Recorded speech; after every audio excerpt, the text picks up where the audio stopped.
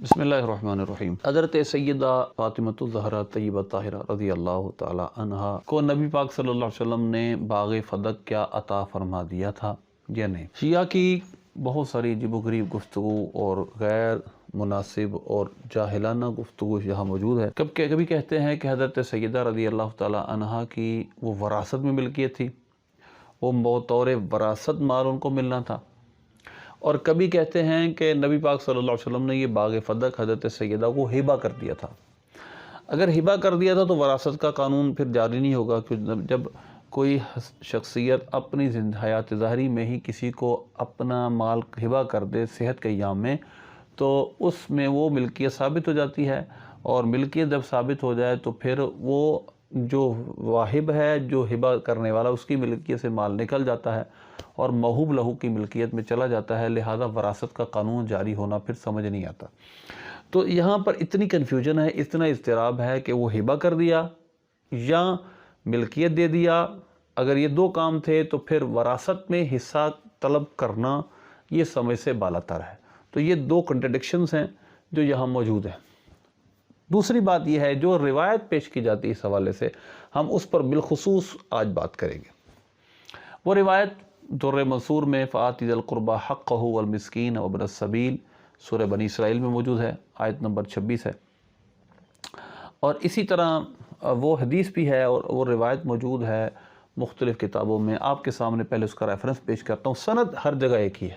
یہ میرے سامنے مسند ابو یعلیٰ ہے۔ مسند ابو یعلیٰ کے دو مقامات ہیں، ایک اس کی روایت نمبر 1076 ہے اور دوسری روایت 1410 ہے۔ روایت آپ کے سامنے ہے، یہ دیکھیے گا کہ حضرت ابو سعید خدری رضی اللہ عنہ کی طرف منسوب یہ روایت ہے۔ آپ نے فرمایا کہ جب آیت نازل ہوئی فآت ذی القربى حقہ والمسکین وابن السبیل، تو نبی پاک صلی اللہ علیہ وسلم نے حضرت فاطمہ رضی اللہ تعالی عنہ کو بلایا اور باغ فدق ان کو دے دیا۔ یہ روایت ہے، اس پر جو کلام ہے میں آپ کے سامنے بھی کرتا ہوں۔ تو یہ روایت پہلے ریفرنس اس کے میں پیش کر دوں آپ کے سامنے، یہ ہے در منصور ہے، اور شیعوں کی تو بے شمار کتابوں میں یہ روایت موجود ہے۔ لما نزلت هذه الآیۃ وآت ذی القربى حقہ دعا النبی صلی اللہ علیہ وسلم فاطمۃ وأعطاها فدقہ۔ تو یہ روایت ہے۔ اب اس روایت کو ہم درایتاً سمجھنے کی کوشش کریں گے کہ اور پھر اس کی سند کیا ہے، سنداً اس کو ہم پرکھیں گے۔ سب سے پہلے درایتاً کہ کیا عقل کے ترازو پر تولیں تو یہ روایت کیا درست سمجھ آتی ہے؟ یقیناً نہیں۔ کیوں؟ آیت سورہ بنی اسرائیل کی 26 نمبر آیت، یہ سورہ بنی اسرائیل میں ہے۔ سورہ بنی اسرائیل مکی صورت ہے، اور سورہ بنی اسرائیل جب مکی صورت ہے تو یہ مکہ میں نازل ہوئی، ہجرت سے پہلے نازل ہوئی، اور جو خیبر کی غنیمتیں ہیں، فے ہے، وہ 7 سنہ ہجری کی باتیں ہیں، یعنی ہجرت کے بھی تقریباً 7 سال بعد یہ ہوا، اور سورہ بنی اسرائیل نازل ہو رہی ہے ہجرت سے بھی پہلے، یعنی مکے میں۔ تو یہ کیسے ہو سکتا ہے کہ آیت نازل ہوئی تو نبی پاک صلی اللہ علیہ وسلم نے حضرت فاطمہ کو بلایا اور فدق ان کے حوالے کر دیا، جب فدق ابھی فتح ہی نہیں ہوا، ہجرت بھی نہیں ہوئی، کوئی جنگ بھی نہیں ہوئی، کوئی مال غنیمت میں نہیں آیا، تو اس دوران یہ کہنا کہ باغ فدق حضرت سیدہ کے حضور نے ملکیت دے دیا، یہ قطعاً درایتاً درست نہیں ہے، کیونکہ بنی اسرائیل سورہ بنی اسرائیل مکی ہے، اور یہ فدق کا جو جاگیر تھی یہ مدینے میں، اور 7 سنہ ہجری میں تقریباً یہ آئی تھی۔ تو یہ بالکل عقل کے ترازو پہ تولا جائے تو بالکل بھی یہ روایت درست نہیں ہے۔ دوسری بات، فآت ذی القربى حقہ والمسکین وابن السبیل، قریبیوں کو ان کا حق دو، مسکینوں کو ان کا حق دو، مسافروں کو ان کا حق دو۔ تو اس سے مراد کون سا حق ہے؟ کیا زندگی میں ہی انسان اپنی وراثت تقسیم کر سکتا ہے؟ کبھی بالکل صحت میں ہے تو کر بھی دے، تو پھر بھی جب وہ کسی کا جب وصال ہوگا تو اس وقت پھر وراثت تقسیم ہوگی جو اس وقت موجود ہوگی۔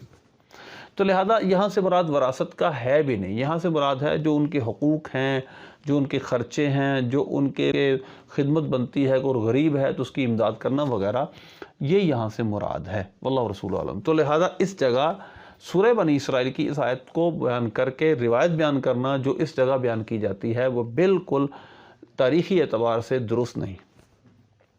اس روایت کو اسی طرح بیان کیا، یہ میرے سامنے میزان الاعتدال ہے۔ میزان الاعتدال کی جلد 3 ہے اور صفحہ نمبر اس کا 147 ہے. یہ دیکھیے گا روایت مکتبہ الوحیدیہ. یہ روایت آپ دیکھ رہے ہیں. اس روایت کو امام ذہبی رحمۃ اللہ علیہ نے باطل قرار دیا ہے. حدیث کے امام ہیں، فرماتے ہیں کہ یہ روایت بیان کی ہے، بالکل یہی سند ہے. عباد بن یعقوب حدثنا علی بن عابس عن فضیل بن مرزوق عن عطیہ عن ابی سعید قال لما نزلت آتی ذی القربى حقہ دعا النبی صلی اللہ علیہ وسلم فاطمۃ وأعطاها فدکہ. یہ روایت بیان کرنے بعد کہتے ہیں قلت ھذا باطل، میں کہتا ہوں یہ باطل روایت ہے. کیوں؟ لو کان وقع ذلك لما جاءت فاطمۃ رضی اللہ عنہ لما جاءت فاطمۃ رضی اللہ عنہ تطلب شیئا هو فی حوضها وملکها، کہ اگر یہ ہو چکا تھا تو حضرت سیدہ رضی اللہ تعالیٰ عنہ حضرت ابوبکر صدیق سے کس چیز کا مطالبہ کرنے گئی تھی؟ جب وہ چیز پہلے ہی ان کی ملکیت ہے تو دوبارہ پھر ملکیت حاصل کرنے گئی تھی؟ ایسا نہیں ہے. وفیہ غیر علی من الضعفاء، اور علی بن عابس کے علاوہ اس میں اور بہت سارے ضعیف راوی ہیں. وقال ابن عدی مع ضعفہ یکتب حدیثہ، وہ ضعف کے ساتھ ساتھ اسے لکھتا بھی تھا، موضوع راوی ہے. تو یہ روایت کا جو راوی ہے وہ موضوع ہے. تو یہ آپ کے سامنے میں ایک روایت ابھی حوالہ پیش کیا ہے اس حوالے سے.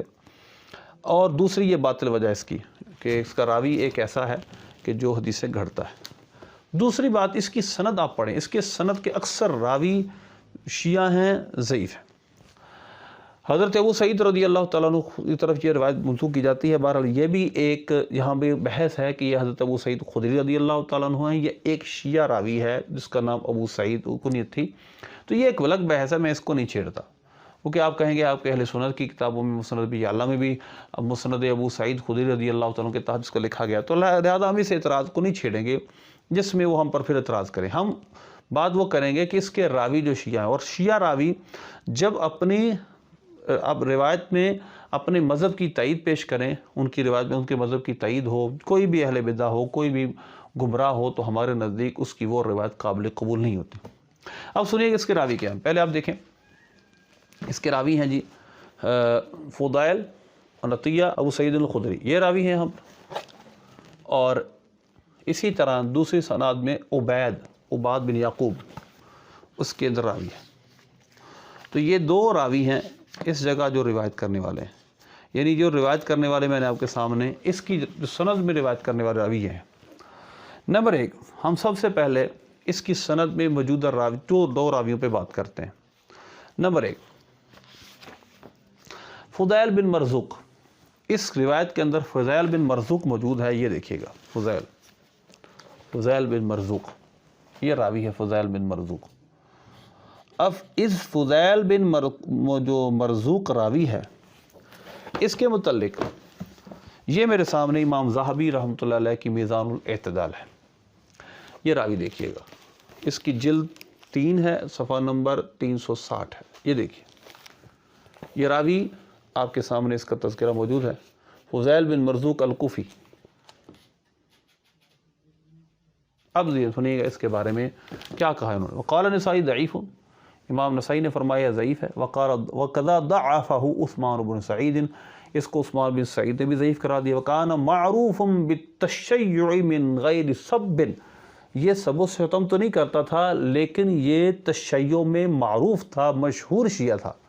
تو لہذا اس وجہ سے یہ راوی جو فضیل بن مرزوق ہے، اس کو تو قطعاً ہم اس روایت کی وجہ سے، اس کی وجہ سے روایت نہیں مان سکتے کہ یہ تو راوی شیعہ ہے اور اپنے مذہب کی تائید میں روایت پیش کر رہا ہے. اسی طرح ایک اس کا راوی جو میں نے آپ کے سامنے میزان الاعتدال دکھائی، اس میں عباد بن یعقوب. اب وہ راوی کیسا ہے، میں آپ کے سامنے اس کا تذکرہ پیش کرنے لگا ہوں. یہ تہذیب التہذیب ہے، جلد 2 ہے اور صفحہ نمبر اس کا 284 ہے. امام ابن حجر عسقلانی رحمۃ اللہ لکھتے ہیں عباد بن یعقوب، یہ دیکھیں اسدی. اب اس کے بارے میں جو محدثین کا اقوال ہے وہ اس طرف درج ہے. یہ دیکھیں کیا کچھ کہا، میں آپ کو پڑھ کے سناتا ہوں. محدثین نے عباد بن یعقوب کے بارے میں کیا کہا ہے. یہ دیکھیے عباد بن یعقوب، اس کے بارے میں قال ابن عدی وعباد فیہ غلو فی التشیع اس میں تشیع کے اندر غلوف تھا، یعنی یہ بہت غالی شیعہ تھا۔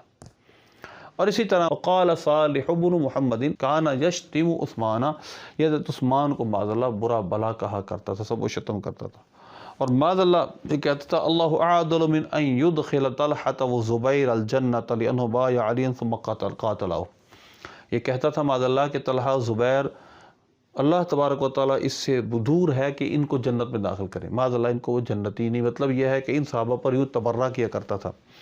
اسی طرح ذکر الخطیب ان ابن خزیمہ ترک الروایت عنہ آخرا، روایت کیا ہے کہ یہ ابن خزیمہ نے آخری عمر میں اس سے روایت لینے کو چھوڑ دیا تھا۔ اسی طرح آگے صفحے میں دیکھیں، قال دارقطنی شیع صدوق، یہ شیعہ ہے، راویوں میں روایت میں صدوق ہے لیکن شیعہ ہے، جب اس کی روایت اس کے مذہب کی تائید میں ہوگی ہم قبول نہیں کر سکتے۔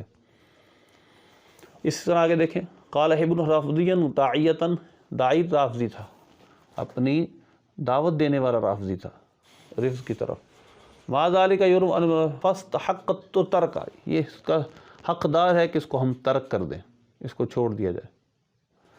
اسی طرح دیکھیے اذا رأیت معاویۃ علی منبری فاقتلوہ، اس روایت گھڑی تھی حضرت امیر معاویہ رضی اللہ عنہ کے خلاف کہ جب تم معاویہ کو میرے منبر پر دیکھو تو اس کو قتل کر دو، معاذ اللہ، یہ روایت اس نے گھڑی تھی اور اپنی طرف سے معاذ اللہ اس نے حدیث بنا کر پیش کی تھی۔ تو ایسے غالی شیعہ کی روایت کس طرح قابل قبول ہو سکتی ہے؟ تو یہ میں نے آپ کے سامنے روایت درایت سندن اس روایت کو پیش کیا ہے کہ پہلی بات تو یہ ہے کہ مکی صورت میں یہ مدنی واقعہ کس طرح ہو سکتا ہے، اور دوسری بات یہ ہے کہ اس کے راوی شیعہ ہیں اور یہ باطل روایت ہے، درایت میں بھی ایسا نہیں ہو سکتا۔ حضرت سیدہ رضی اللہ تعالیٰ عنہ کو نبی پاک صلی اللہ علیہ وسلم نے جب پہلے ہی باغ فدق ہبہ کر دیا تھا یا ملکیت دے دیا تھا، تو اب دوبارہ حضرت صدیق اکبر رضی اللہ تعالیٰ عنہ کے پاس جانا یہ سمجھ نہیں آتا، تو لہذا یہ روایت درایت اور روایت دونوں کے خلاف